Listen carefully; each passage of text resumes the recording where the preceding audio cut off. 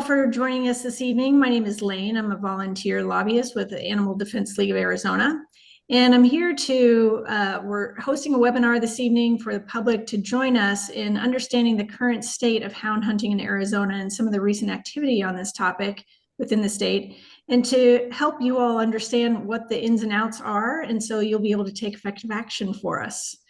So with that, I want to move on to the next slide, and we can take a quick look at who's behind this effort. I want to take a minute to introduce everybody.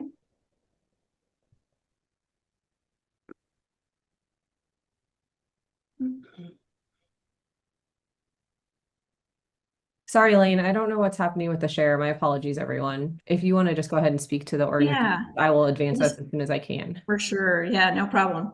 So just for everyone's sake, everyone on the call here that's helping with the webinar is representing various groups and individuals throughout the state that have been working on this topic for a long time. So we've got Mountain Lion Foundation, and we've got the Center for Biological Diversity, Madrean Archipelago Wildlife Center, Animal Defense League of Arizona. Who am I forgetting? It's hard to remember without all the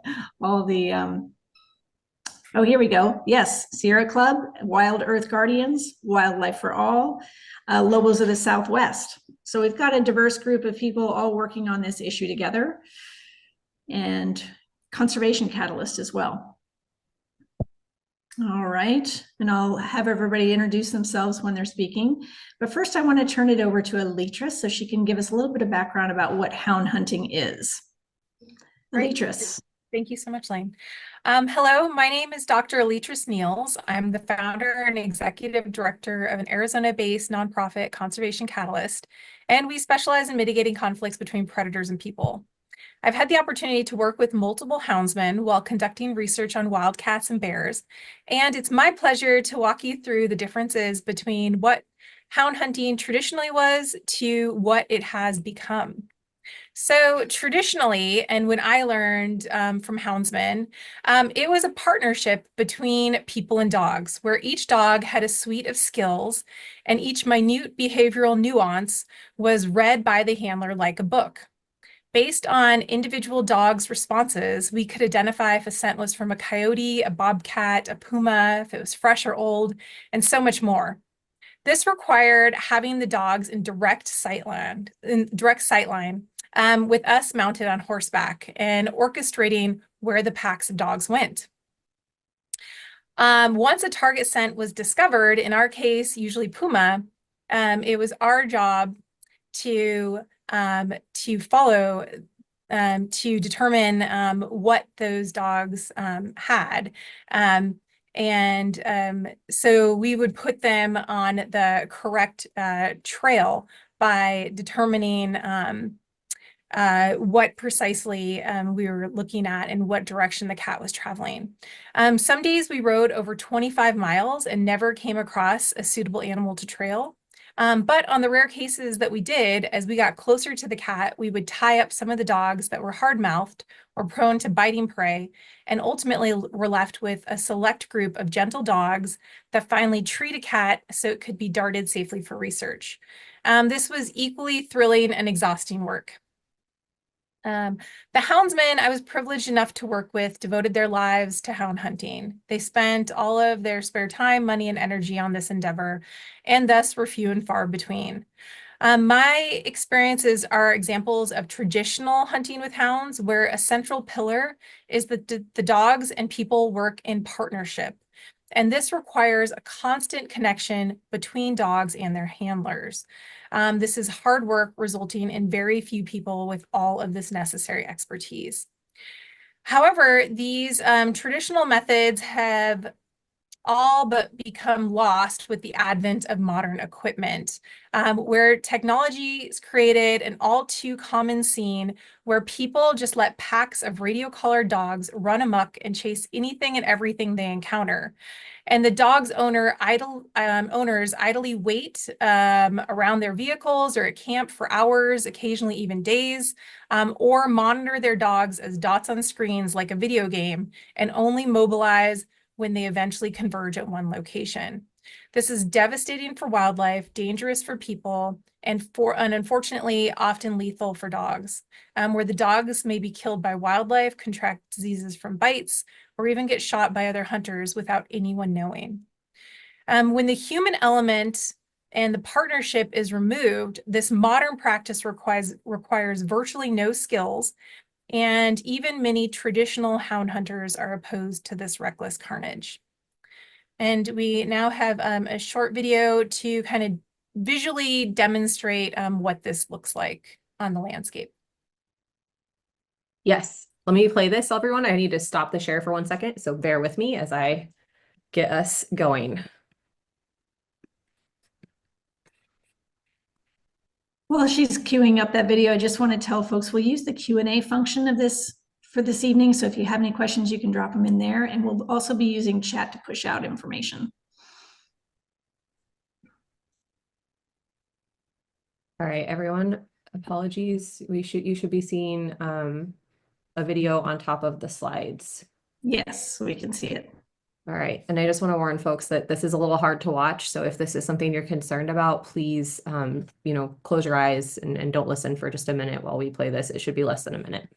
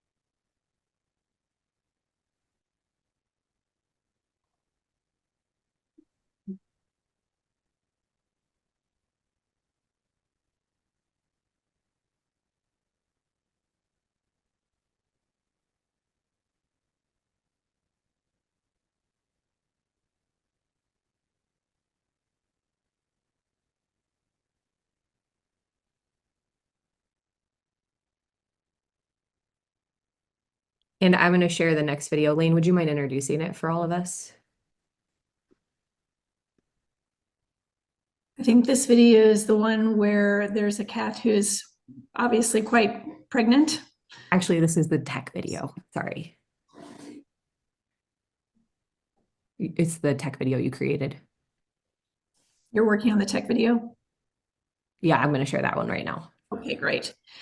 This video that we're about to show now shows exactly what Alitris was speaking about a little bit with the way the technology works today. So this is a demonstration from their product where hound hunters outfit their dogs with these collars, and they're able to track them from vast different distances away, watching them on their cell phones. So that's what this video will show.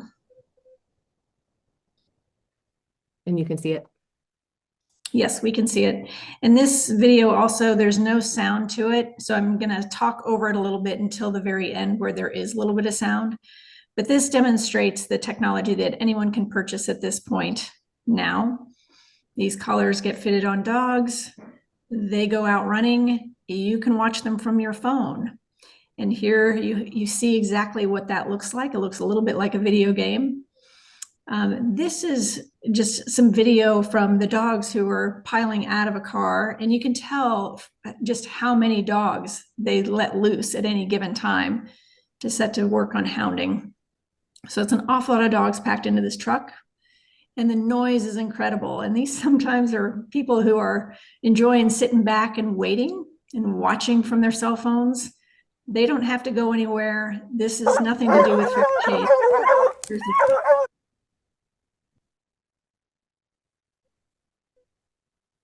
Where there was a little bit of sound, but here you can see they're watching their phones again, and they're able to distract their dog. Yeah. Good boy, Blaze.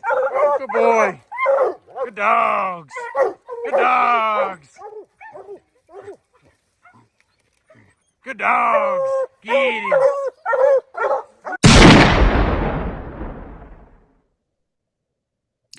The thing that's truly disturbing about that, in addition to what you've seen there, is just the sound, the noise that these dogs make and how terrifying it is for any other wildlife that's on the land.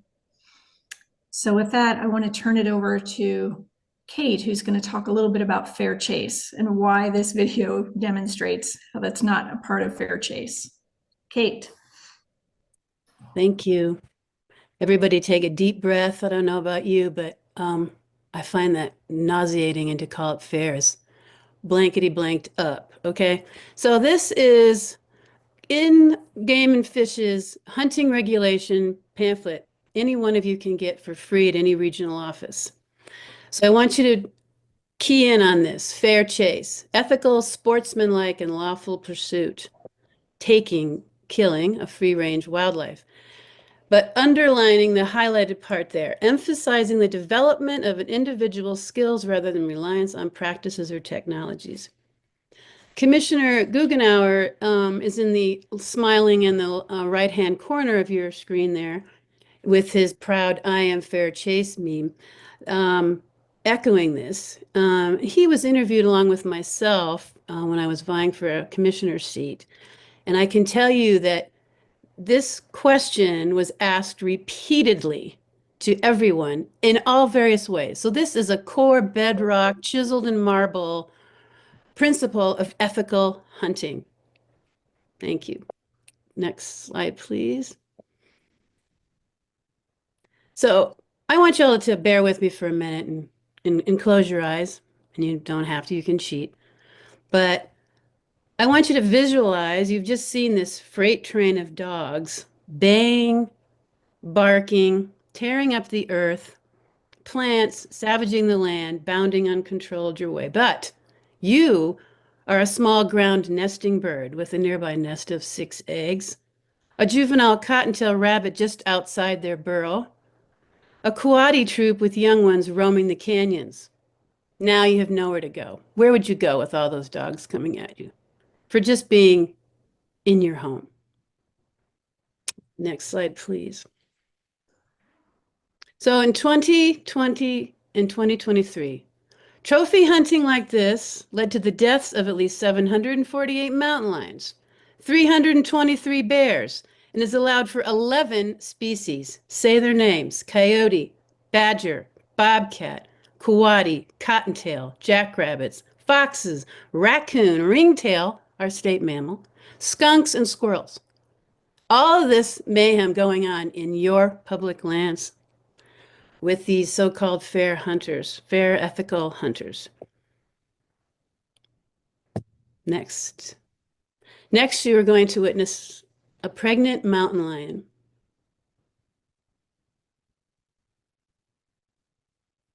I am changing this over again, everyone. Thank you in advance for the patience with these tech moments, but we are getting it up and running. Okay, here we go. This one's shorter.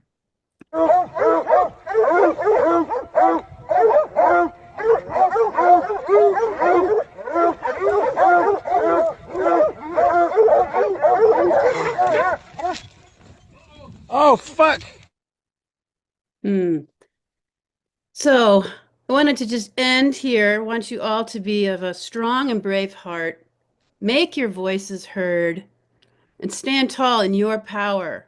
This is your wildlife that's held in public trust. Commissioners are responsible for this. Join us, be a voice for wildlife, end hound hunting in Arizona. Thank you for your time and attention. Thank you, Kate. Now we'll turn it over to Russ so that we can get everybody updated on what the current process is, the status. Thanks, Russ. Yeah, thanks, Lane. My name is Russ McSpadden, and I work at the Center for Biological Diversity, largely on issues of endangered species in the Southwest. I also co-authored the petitions. I'm going to jump right in and explain a little bit about what we filed, the 2 petitions, one to ban recreational hound hunting and one to ban recreational pursuit-only hounding, and why this matters so much for Arizona wildlife and our wildlife management process. Right now, as we've heard and seen in other slides, Arizona allows hunters to unleash packs of hounds to chase down wildlife. from mountain lions to black bears and coyotes. These dogs run miles ahead of the hunter, tracked remotely through GPS collars linked to satellites and smartphones. Now, I grew up with hunting, and the only technology we ever used was hot coffee and a good pair of boots. And we sure as hell didn't use dogs to tear through the woods and scare off all the wildlife. In Arizona, dog packs comprised of as many as 30 or more dogs chase animals to extreme exhaustion. They corner or tree them, and then the hunters show up at the end to kill them for a trophy. It's not a fair chase, as we've heard. It's not ethical hunting. And it puts endangered species like jaguars, ocelots, and Mexican gray wolves directly at risk. It also creates serious safety risks for people recreating on public lands. And so the right to petition is guaranteed under Arizona law. It mirrors the right to petition our government and the U.S. Constitution. And this process allows anyone to formally request changes to government rules, including wildlife regulations. Under state law, the commission, the Arizona Game and Fish Commission, has the responsibility to manage wildlife in the public trust, meaning they must balance hunting interests with science, conservation, and public values. So this petition process exists in part to ensure that everyday Arizonans, like folks who've shown up here, have a voice in wildlife decisions. Unfortunately, some state legislators have attempted to rush through a bill, House Bill 2552, that could kill our petitions, cutting off this process before the commission even reviews them. That bill would also weaken the public's right to weigh in, not just on this issue, but on any future wildlife issues, especially concerning hounding. Luckily, we found out today this bill failed in the House today on a floor vote, but it still could be reconsidered, so this fight isn't over. Amazingly, even one member of the Commission Guggenauer, has come out in support of this heinous bill. Absolutely despicable. We have video of that we could show at Q&A if we have time. Now I want to talk about impacts to non-target wildlife, including endangered species. Hound hunting poses a clear and documented threat to federally protected jaguars and ocelots. In the Southwest, at least 5 of the last 8 known jaguars have all been chased or treed by hounds, including jaguars you may have heard of, like El Jefe or Sombra. Sombra even abandoned his preferred habitat in the Chiricahuas because of repeated disturbances by hound packs. Similarly, ocelots have been chased or treed by hounds more than a dozen times in Arizona since 2011. This is repeated harassment. It disrupts natural behaviors, causes physical stress, and pushes these really rare, beautiful cats to the brink, and out of the habitats they need to survive, directly threatening their survival and the long-term recovery. This is exactly the type of situation where Arizona Game and Fish has a legal duty to manage wildlife in compliance with federal wildlife laws, which requires protecting these species from avoidable harm. And as you heard, it's not just endangered cats. Kate mentioned this. Many other non-target species are harmed by hound hunting. Ground nesting birds like quail or turkeys are especially vulnerable. Scientific research shows that off-leash hunting dogs destroy nests, cause birds to abandon eggs, and displace wildlife from key habitats. Even just the presence of a few dogs roaming off-leash reduces bird diversity in abundance because wildlife avoid areas with frequent dog activity. And larger species like deer and javelina are also affected. Studies show that wildlife alter their behaviors where hound hunting occurs and are literally pushed into lower quality habitat where feeding, reproduction, and survival all suffer. So in short, hound hunting disrupts entire ecosystems, well beyond just the species being hunted. And lastly, I'd like to talk about public safety, which is another serious concern and is included in our hounding petitions. Loose packs of dogs running across public lands also create very real risk for hikers, campers, and people out with their own pets, their own dogs. There are documented cases across the U.S. where hounds have attacked hikers and mauled pets.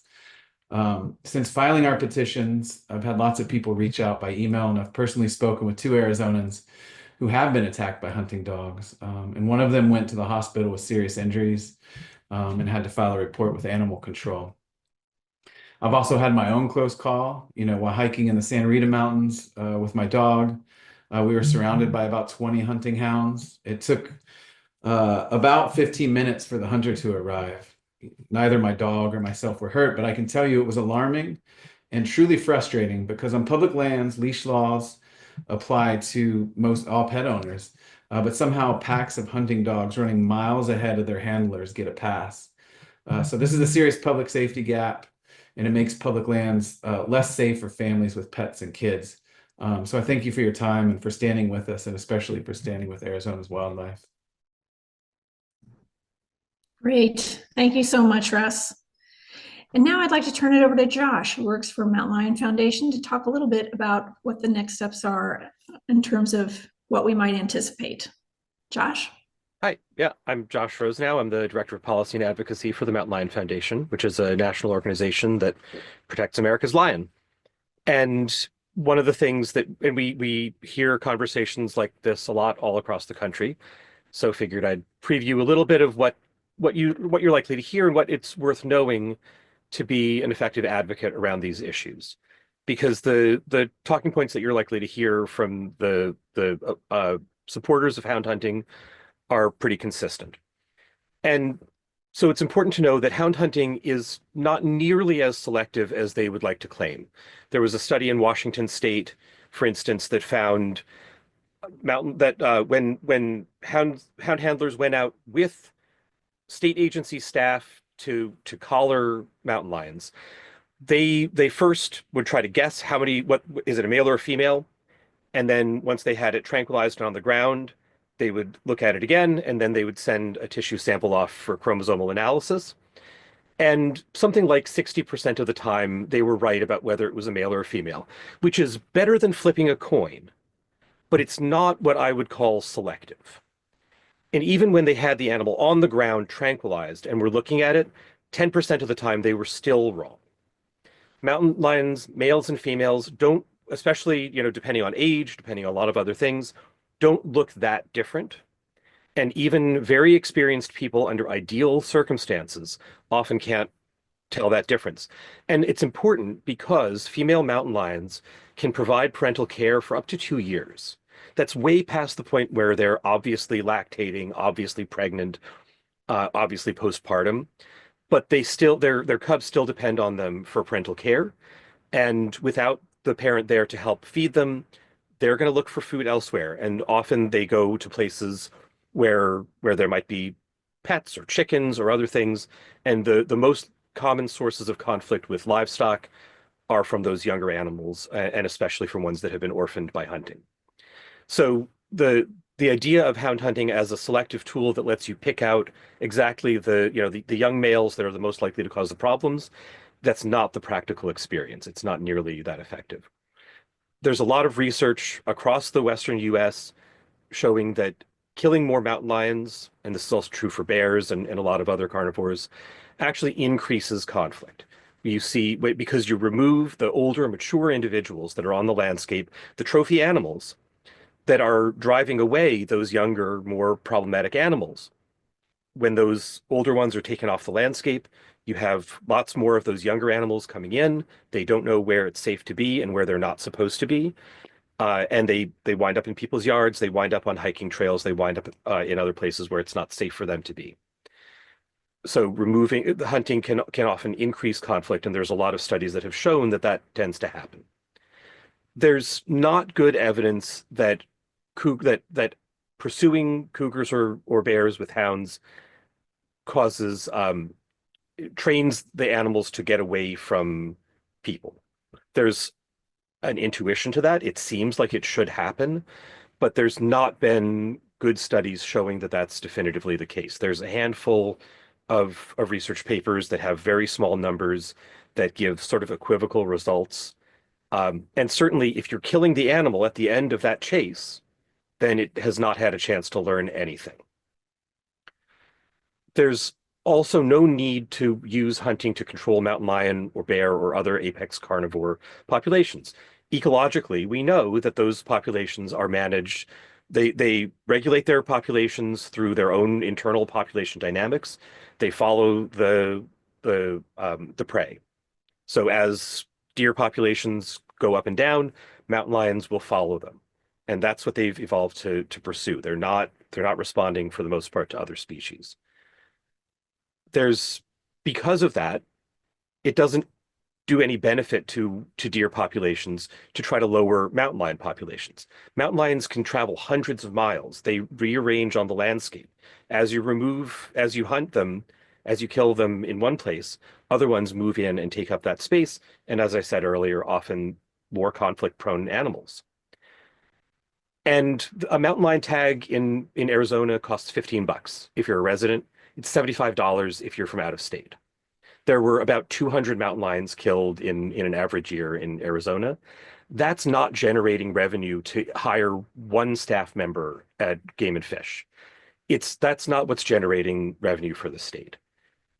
Whether you eliminated mountain lion hunting entirely or restricted it to a boot hunt only, you would not be changing the budget for the state agency. It's not a revenue stream. And so at the end of the day, there is just no policy reason, no ecological reason, no reason based in the needs of the agency policy to have a mountain lion hunt at all, let alone to allow the destructive hound hunt that we've heard about before. So the things that you're likely to hear on the next slide from the advocates, they'll say that mountain lion hunting, that hound hunting is a tradition. And whether or not you feel like that's a good argument at all for almost anything in life, as we saw earlier, the way that hound hunting is done today is not at all what the tradition of hound hunting has been in history.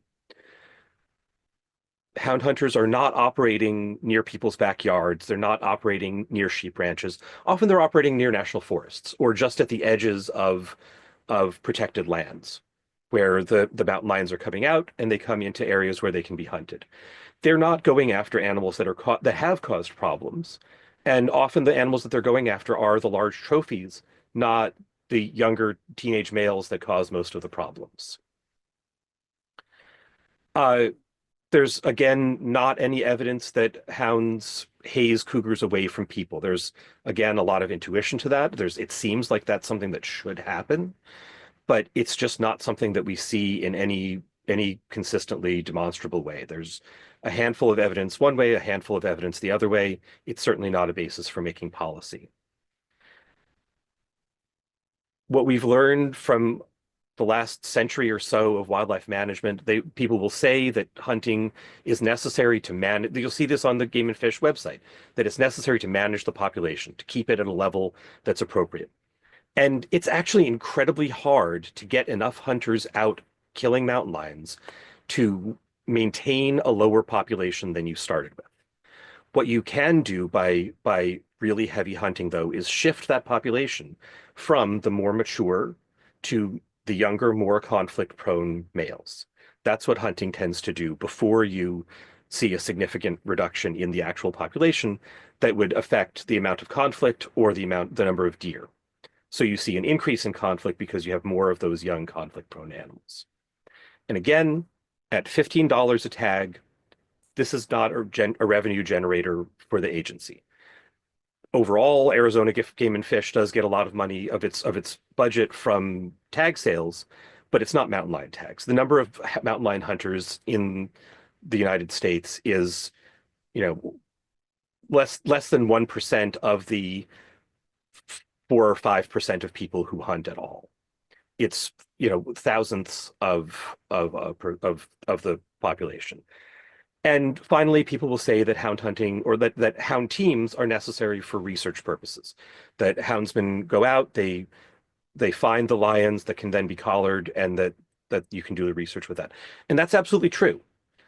Mountain lion research has benefited enormously from houndsmen and from hound pursuit, and the animals live at the end of it. And nothing of that would be affected by anything that this petition would do. The regulation of what Arizona Game and Fish does to regulate hounding for research purposes is an entirely different section of their code than what these petitions would touch. It's also an entirely different section of the code then deals with conflict animals. So if when there is a conflict and the department feels that it's necessary to pursue and kill that lion in response, that would not be altered by this petition either. This is purely the recreational hunt. Great, thank you so much for that, Josh. Okay, now we'd like to turn it over to start talking about what you all can do as attendees of this webinar, what you can do to take action. And for that, I'd like to turn it over to Mandy for Wildlife for All. Yeah, thank you, Lane. Hello, everyone. Mandy Culbertson, Wildlife for All. I just wanted to give you a few things kind of quickly at the end here before we open it up for questions. After we've kind of walked you through this process, this rulemaking petition, why we're here today, what does it mean for you? How should you go home, take action? Actually, you're already at your homes because we're watching this virtually, but how should you take action upon this? And so, I think one thing I want to acknowledge is that oftentimes there's a barrier for folks to get started, with things like this, because you're like, hey, I'm not a scientist. I don't have a degree in ecology, right? So it's not always easy to step into this work. So I wanted to offer some tips just to get everyone in the right frame of mind, which is, first of all, you don't have to have expert knowledge, right? The most important qualification that you have is your passion for this issue. And, agencies are, responsible to the public. They have a public trust. And so they need to hear from you. And so you don't have to have the foremost science. Let us bring that forward, but you can bring forward the support that brings that science to the forefront as well. I would also say use resources. So we've got a bunch of organizations on this call today. We've got talking points, we've got templates, we've got action items already for you. Use our resources that we've created to help you. And then connect with others, right? There's people on this call, there's people within the communities of these organizations. We're powerful when we stand together. So what are we asking for you to do?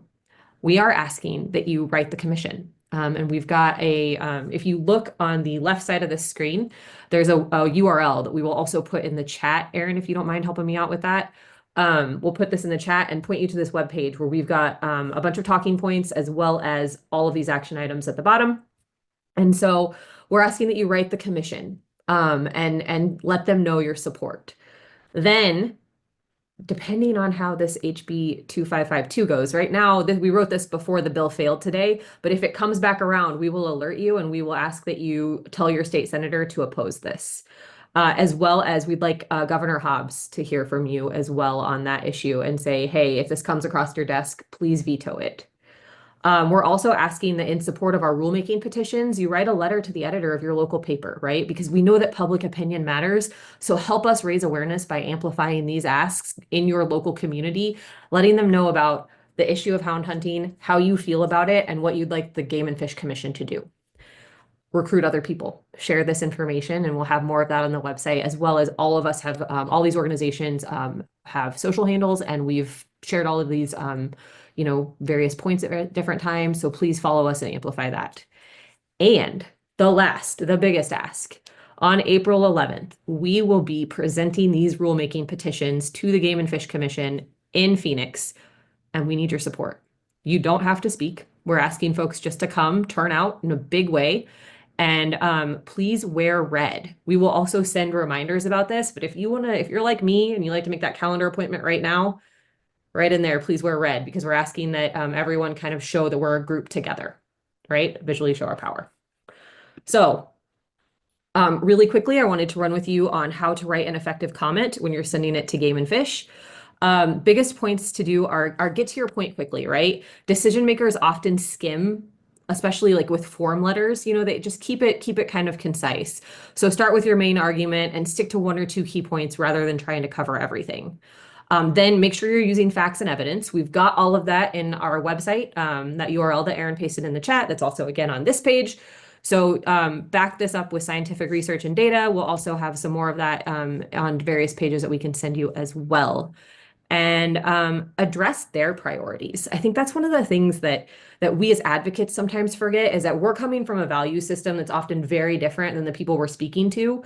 So framing your decisions around legal mandates or economic impact or safety often can get to them in a way that our love for wildlife doesn't always reach. So sometimes it's a little painful, I recognize, to do that, but if you address through that lens, it can sometimes help you be a little more effective. We can also reference laws and policies. So one of the things that Russ's rulemaking petition does on such a beautiful level is really gives you a thorough discussion of fair chase. And that is linked. That petition is linked out of that webpage. And so you can really see the language that we use to talk about how Arizona actually has a really rigorous standard for fair chase and how this is very clearly a violation of that standard. Be respectful, right? You can be firm, you can be passionate, but make sure you keep a baseline of respect, because typically any comments that are personal attacks or use, language that people don't like get tossed right out. Make it personal if you can. So if you are a hunter, a hiker, a scientist, a wildlife advocate, just a concerned citizen, describe how this issue affects you, your community, your family, or maybe just the ecosystems and species that you cherish. Typically there's a submission guideline. The webpage links you to, for this commissioners especially, they have a form, basically. It's a web form to fill out. So I would recommend drafting somewhere and then just making sure you can copy paste easily into their form. Me personally, I like to proofread my comments before I send them on. And then, there's strength in numbers, right? Encourage other people. So if you can send this to 2 or 3 other people and get them to take action, that helps as well. Lastly, I just wanted to let everyone know, if you want to write a letter to the editor or an LTE, it's a great way to make your voice heard. And so basically what you would do is, work on making, maybe even repurpose your comment to the commission into a timely and concise letter. So we've got, this rulemaking petition, there's been a lot of media coverage around it. You can basically say, in response to this article, I wanted to share my thoughts with you, editor. Here's how it goes. Again, avoid personal attacks. Look at the newspaper's policy for length. A lot of times these have to be really short, 200 words, 250 words. That goes very quickly, I can tell you from experience as a writer. And, be very factual, avoid those personal attacks, use facts and statistics for supporting evidence, and then make sure that you fill out their required information. So a lot of times they do want, your name, the town you're representing, city, et cetera. So make sure that you include anything that those papers are looking for, and always include a call to action. So ask people to join us, ask people to join the commission presentation of our petition on the 11th. Ask the Game and Fish Commission, to take action as well. And finally, I just wanted to walk you all through what's going to happen next before we again open this up for questions. I want to keep this real brief and get you guys the ability to ask us all sorts of things.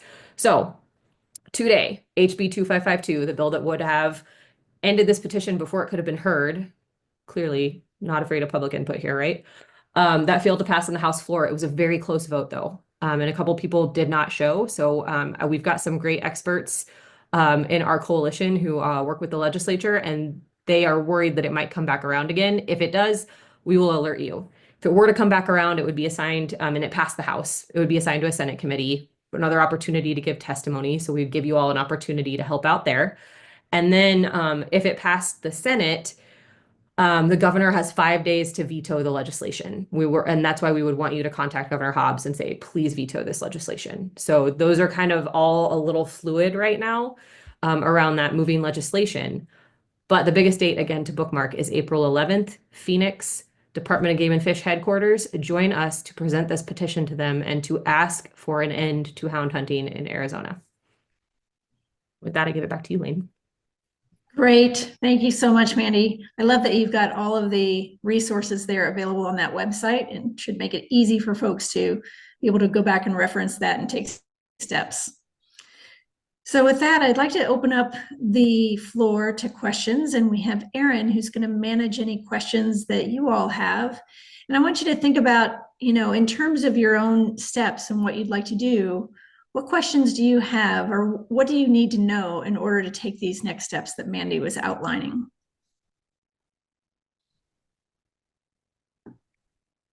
And while we're waiting for some questions to come in and for Erin to join, we do have a few other tidbits of information we can share if they come up in questions, and if not, we can share them proactively. I know one question we've gotten is how folks can sign up to speak out about HB 2552. Like, is there a virtual process? Do people need to go in person? Great, I can speak to that if no one else wants to. There is a program called Request to Speak at the Arizona Legislature. So you do need to go down to the Capitol the first time to register yourself, but you register at one of the kiosks in the lobby and you create an account. And that means from that point forward, you can simply log into that system from anywhere and let your position be known to your legislators where you stand on any given issue, not just this one issue. So we definitely encourage people at some point in your life to go down to the Capitol and get yourself registered for Request to Speak. You can find information on that on the Arizona Legislature website called Request to Speak. And there are organizations like Sierra Club that will sometimes do that for you if you're not going to be in the area anytime soon. So check out the Request to Speak feature, get yourself registered, and then you can let your position be known to legislators. Thank you for that, Erin. Anything else? May. Yeah, we've got some other great questions here. We've got a question that should folks still contact their Arizona state representatives, their House representatives, and urge them to vote no in case it's revived in the House or reconsidered. Mandy, would you like to take that one? I can. I think that's a great point. I think I would do two things here. First, I would look up how your representative voted, and I would thank them for their vote if they voted to oppose. And if they didn't, I would ask them to reconsider if it comes back around. And then secondarily say, and please make sure this bill doesn't pass. Because I think what we want to do here is say, you know, there's a process, right, for the public to petition the Game and Fish Commission. And it's really odd that the legislature would want to preempt that public process of people bringing forward a petition without it being heard, without having a chance for the Game and Fish Commission to do its job and to hear the thing that is technically within their purview. Anyone have anything to add to that? I think it's always a good practice to talk to your legislators. I think the more they hear from us, the better it is. And especially on this, because I think the groups that are, the hound hunters and hunters in general are often, it's a tiny fraction of the population, but they are really loud on this issue. And people who are concerned about wildlife are often concerned about a lot of other things and may not always remember to reach out to policymakers about this one. So the more that they hear from everybody else, the more that they are cautious when something like this comes up. And that's always to the good. And once you practice that message to the legislature, you can bring it with you on April 11th. Absolutely agree, Josh. And I will name that on the webpage, the Center for Biological Diversity has an action item for contacting your legislator that is a really easy starting point. And we can make sure that that gets shared around specifically in the follow-up email. Thanks, everyone. Also, I'm going to do my best to monitor both the chat and the Q&A, but if you do have a question, if you're able to drop that into the Q&A, that's super helpful for all our panelists. But I'm going to read out some from the chat as well. One question is, who were the original benefactors for the existing hounding practices? Why are the parties defending it? Is there a cultural or a pioneer reason? I feel like this That one sounds is for like an elitist question. Yeah, it's a good question. So traditionally, people that were interested in hound hunting, brought those traditions with them from Europe.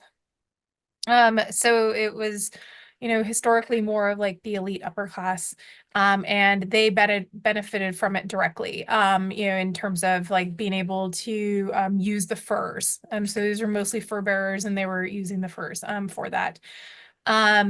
Yeah, so that's kind of where the tradition comes from. It was more of kind of an elite white upper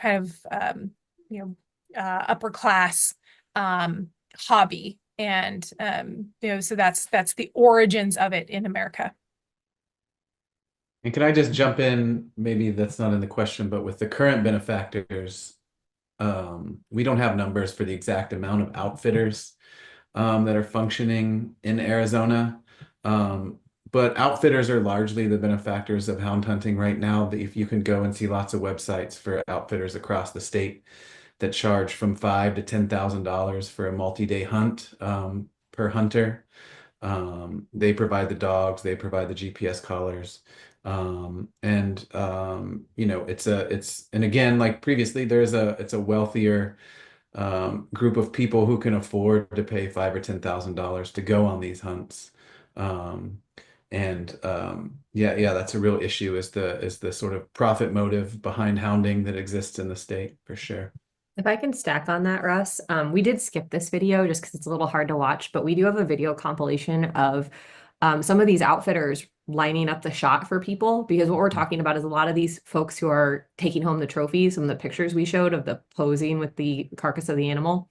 They probably couldn't kill this animal on their own, right? So it's these experienced hounders taking them out, and they basically like set them down, guide their hands, and point them towards what they're shooting at. So it's definitely a trophy hunt, and it's definitely a certain group of people who are profiting financially from this.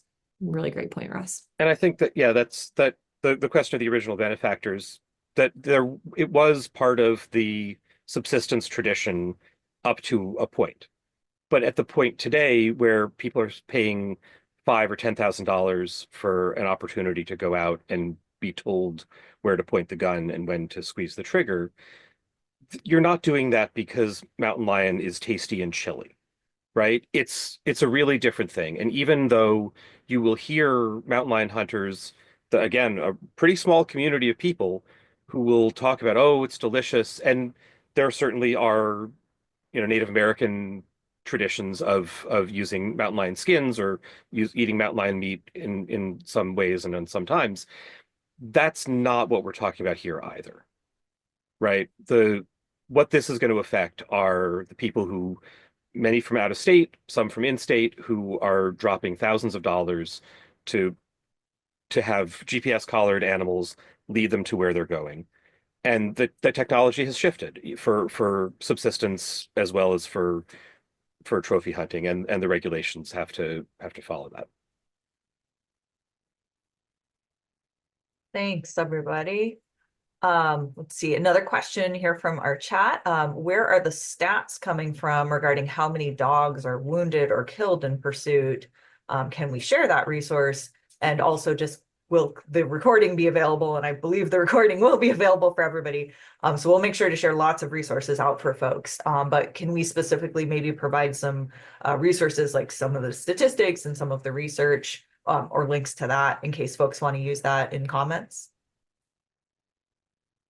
Yeah, I can talk to that. You know, we really don't have good numbers, adequate numbers on how many dogs are being wounded or killed in pursuit. Now, we actually don't really have numbers.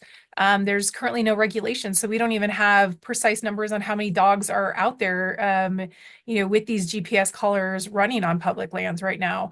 I am in the process of conducting a study on this to try to get some information, but you know, so much of what we're gleaning is anecdotal and it's word of mouth. I can share kind of a few just, you know, really quick stories that I was recently told. There was one a gentleman who was running a pack of dogs.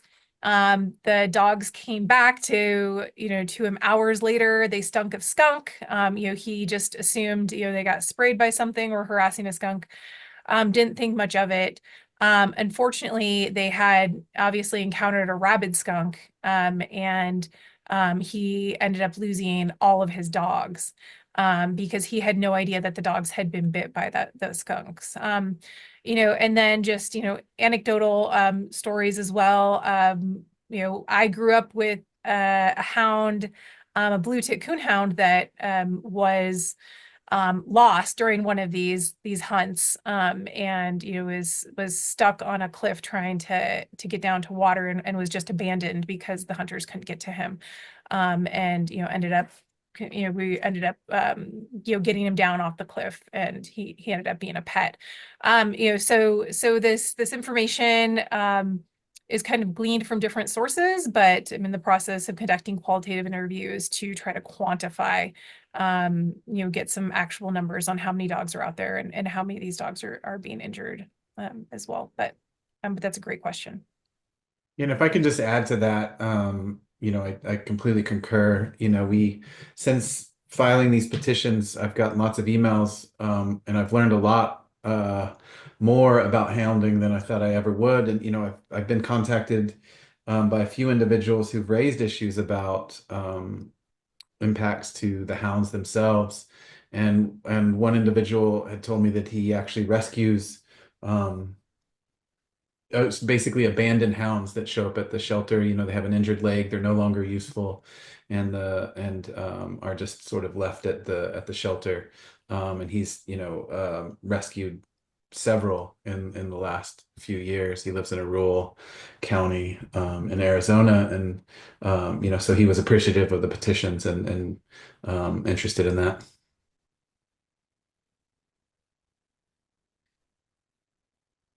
And if Thanks, I could just jump into on the rabies issue, being a former certified vet tech, working in a wildlife center, we have a number of counties under severe rabies alerts.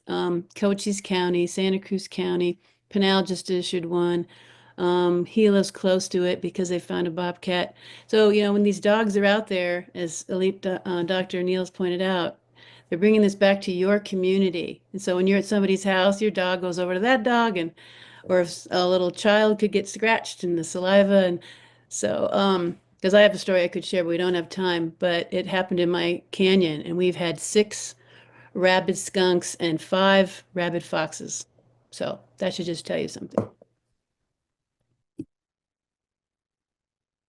Thanks, everyone.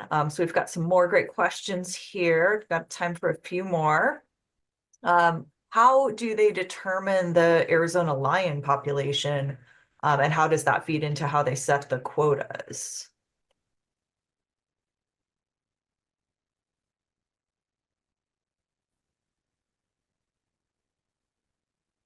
Do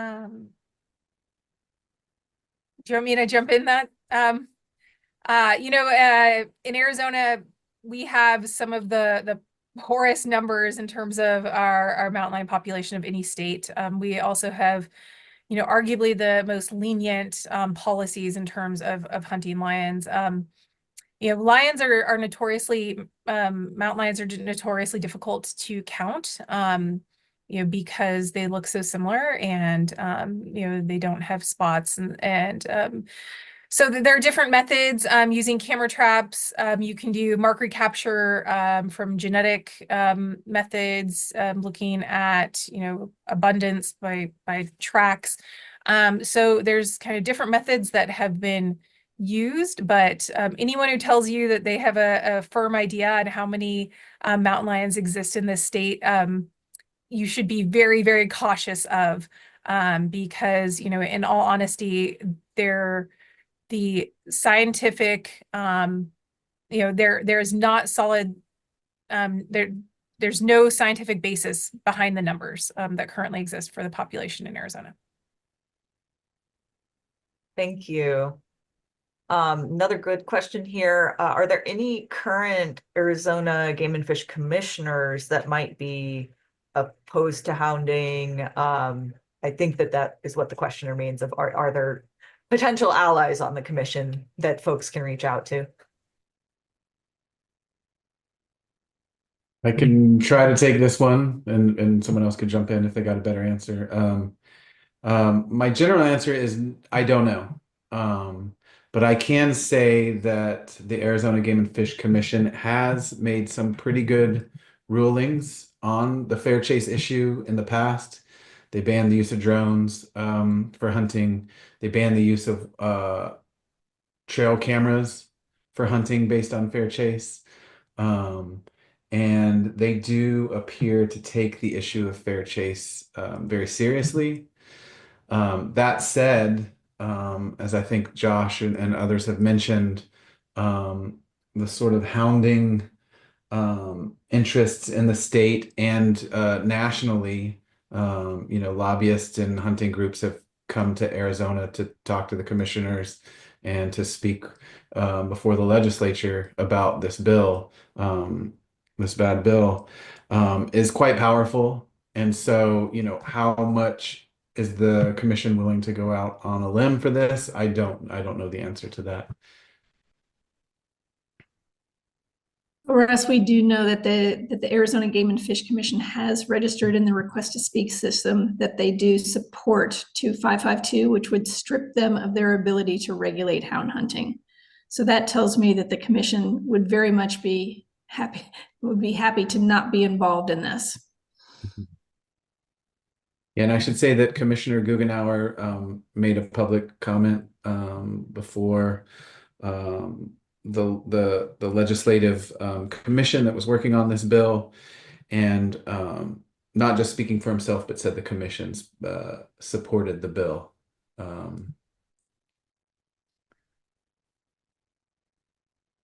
think we've got time for maybe just one or two more questions here. Do we have any idea how many other animals that are not being hunted, so non-target animals, are killed by dogs?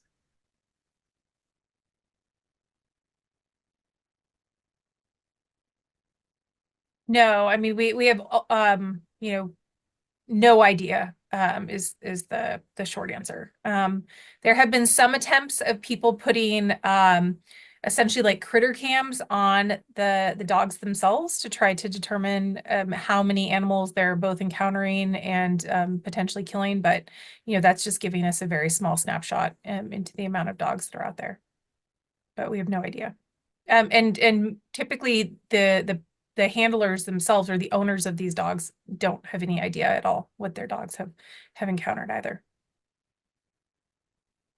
Thanks. This kind of relates to that, but do owners of the dogs need to register with Fish and Game, including number of dogs? Sounds like no.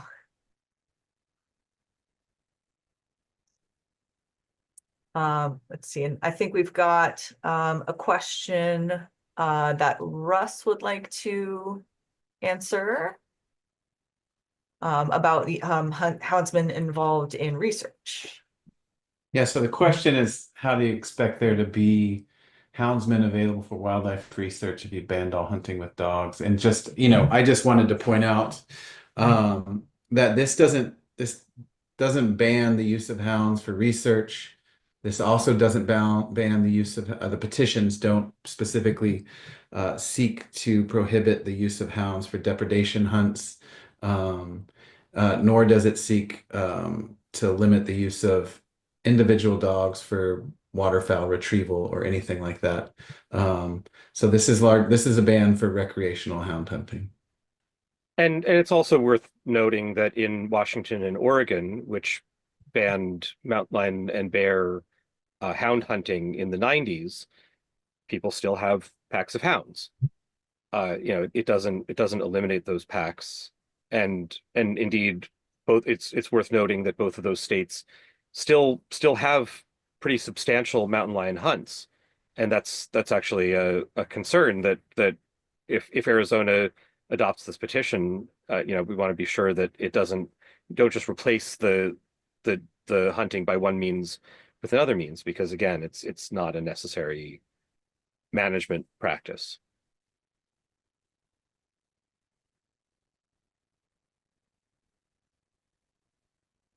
Right. Well, I think that we are right at our time here. We want to be respectful of everybody's time. I think we just want to, thank all of you for being here today. This is, the first step in being informed on these issues.